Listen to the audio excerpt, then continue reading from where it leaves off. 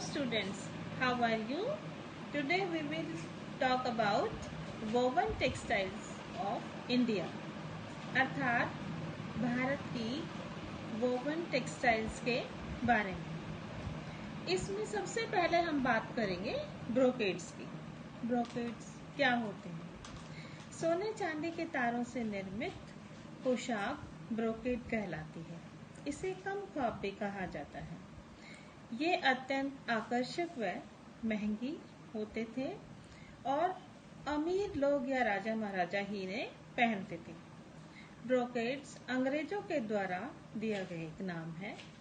बनारस, सूरत, अहमदाबाद आदि स्थान इसके लिए प्रसिद्ध रहे हैं। ब्रोकेड में सारे वस्त्र को बहुत ही सघनता से वर्क किया जाता है और सिलाई दिखाई ही नहीं देती थी, केवल सुनहरा रंग ही दिखाई देता था। इसे कम ख्वाब, आबे रवा, हिमरस, अमरस, पैटर्न इत्यादि स्टाइल का नाम दिया गया है। इससे सूट, साड़ियाँ, लहंगे, कुशन, अचकन इत्यादि बहुत ही आकर्षक व वैभवशाली ढंग से बनाए जाते थे। इसमें ब्रोकेड को हम निम्न प्रकार से समझ सकते हैं। वक्त या पाट था। इस वस्त्र को अचकन, लहंगे इत्यादि के लिए प्रयुक्त किया जाता था। इसका निर्माण रंगीन सिल्क के धागों से किया जाता था। आबेरों, कुछ ब्रोकेड वस्त्रों को बहते हुए पानी का नाम दिया गया था। ये सिल्क के वस्त्र होते थे जिन पर सोने चांदी के तारों का काम किया जाता था। कम ख्वाब या स्वप्न सदृश सौंदर्य अर्थात ड्रीम लाइक ब्यूटी, ये वस्त्र विलास व वैभव का प्रतीक माने जाते थे। इसमें भी सोने चांदी के तारों से विभिन्न प्रकार के नमूने उकेरे जाते थे। हिमरस या अमरस। हिमरस तथा अमरस औरंगाबाद, हैदराबाद में निर्मित वस्त्र थे। कि हिम का अर्थ होता है बर्फ अर्थात ठंडी ऋतु में पहने जाने वाले वस्त्र। यह वस्त्र प्राय सूती जमीन पर ब्रोकेड के लिए सिल्क के द्वारा तैयार किए जाते थे। अब हम बात करते हैं कश्मीर के शॉल्स के बारे में। कश्मीर अपनी कढ़ाई कला के लिए भी विश्व प्रसिद्ध रहा है, खासकर कालीन व शॉल के लिए। इसमें विभिन्न प्रकार के शॉल बनाए जाते हैं, जैसे कि पश्मीना शॉल। ज्यादातर जो वुलन के फैब्रिक से, जो कि कश्मीरी गोट के फाइबर से प्राप्त किया जाता है, उससे बनाया जाता है, उसे पश्मीना शॉल कहते हैं। और ये पश्मीना शॉल विश्व प्रसिद्ध रहे हैं।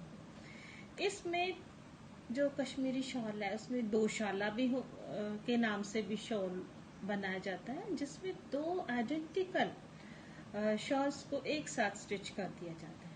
और जब आप इसको पहनते हैं तो यह भी नहीं पता चलता कि कौन सी सीधी साइड है और कौन सी इसकी उल्टी साइड है। इसी प्रकार से केशाला, उसी प्रकार से जामेवार शॉल।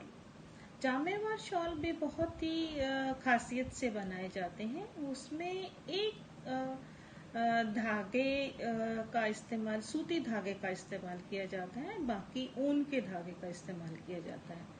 और इसमें जो डिजाइन बनाए जाते हैं वो कश्मीरी सौंदर्य से प्रभावित वहीं के डिजाइन्स, फ्लोरल डिजाइन्स बनाए जाते हैं।